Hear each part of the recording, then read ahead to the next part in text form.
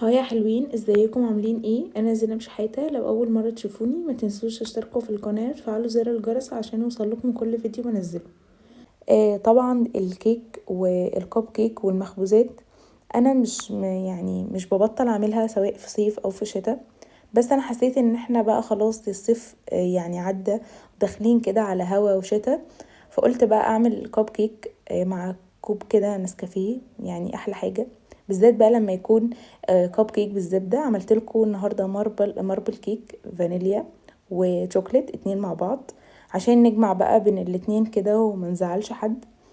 عملنا ماربل كيك وعملنا كمان ماربل كب كيك اهو، حقيقي تحفة. انا بحب الكيك اللي متضاف ليه زبدة مش زيت، بحس ان هو متكلف كده وغني، بجد بحبه قوي. معايا اول حاجة نص كوباية من الزبدة، زبدة تكون بحرارة الغرفة يعني طرية كده. ومعايا من نص كوباية لكوب الا ربع من السكر على حسب الرغبة. انا ضفت نص كوباية وكان السكر بتاعه مظبوط. هاجي كده بالمضرب او بالمضرب اليدوي وهخلط السكر مع الزبدة كده عشان السكر يدوب شوية.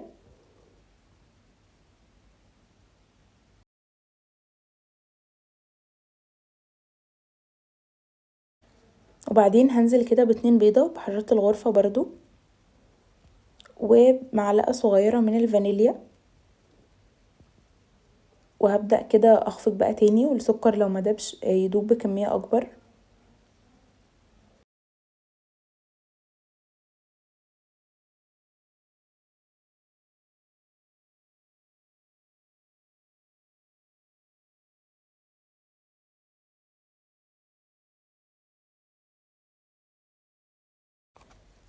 وبعدين هتضيف معايا كوب من الحليب برضو يكون بحرارة الغرفة، وهخلط كده معايا الخليط. كل ما اضيف حاجة اخلط.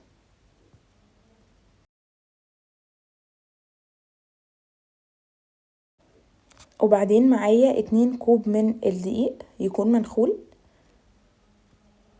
وهخلط بقى كويس قوي، مش عايزة تكتلات ولا كده. ومعايا معلقة كبيرة من البيكنج باودر، وهخلط بقى معايا الخليط ده كويس بحيث ما يكونش فيه تكتلات ويكون القوام بتاعه مظبوط. وهوريكم القوام في الاخر. طبعا لو القوام اتقل بتضيفوا حليب، لو القوام اخف بتضيفوا يعني رشة من الدقيق. المهم القوام بتاعكم يكون مظبوط.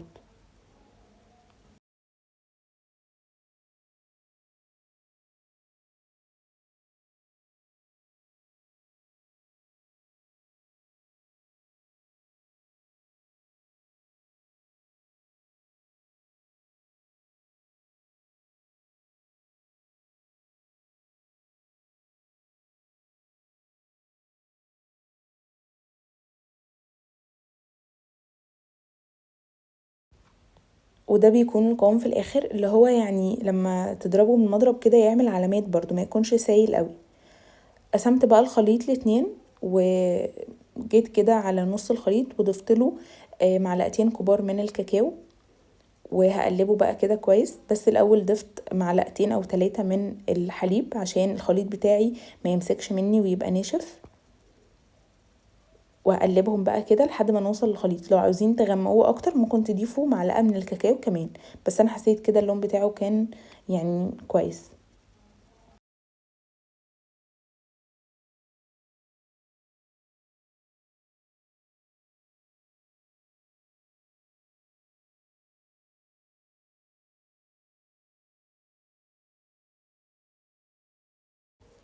ضفتهم بقى في اكياس اللي هي اكياس الحلواني دي، وبقيت اشكل الشكل اللي انا عاوزاه. بصراحة ما كانش في دماغي شكل معين، انا كده حطيتهم الاتنين في كيس وبدأت بقى اعمل اشكال لحد ما الاتنين خليط خلصوا.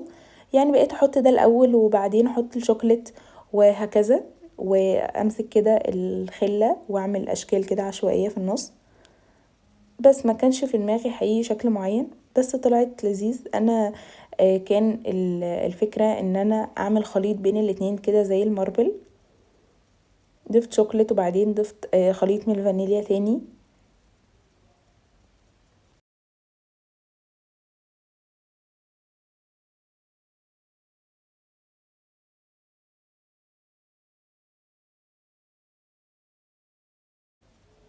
وبالخلة بقى كده خلطت الاتنين مع بعض، يعني عملت حركات عشوائية كده بس، وهيطلع لي في الاخر شكل الماربل عادي.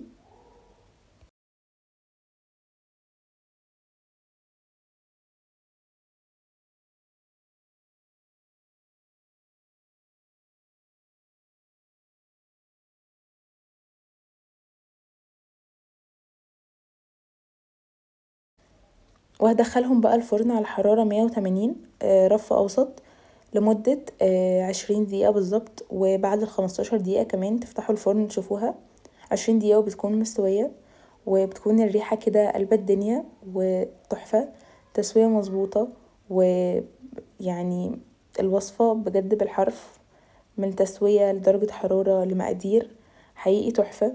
غير الزبدة اللي مخليها مش هشة قوي، ويعني بجد بتخليها طعمها كده اكن بناكل حاجة تقيلة وغنية كده، وفي نفس الوقت بناخد واحدة والتانية والتالتة، ممكن ناكلهم كلهم مش بنزهق. يعني بصوا، هي رغم ان هي معمولة بزبدة بس بجد هوا، يعني هي هوا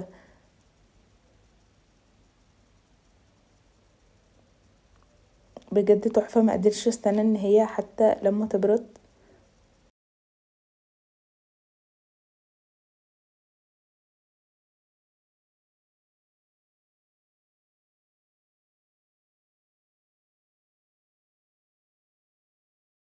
بجد الوصفة لذيذة قوي، لازم تجربوها حقيقي، هتحسوا بطعم تاني. ولو عجبتكم الوصفة متنسوش اللايك والاشتراك. باي باي.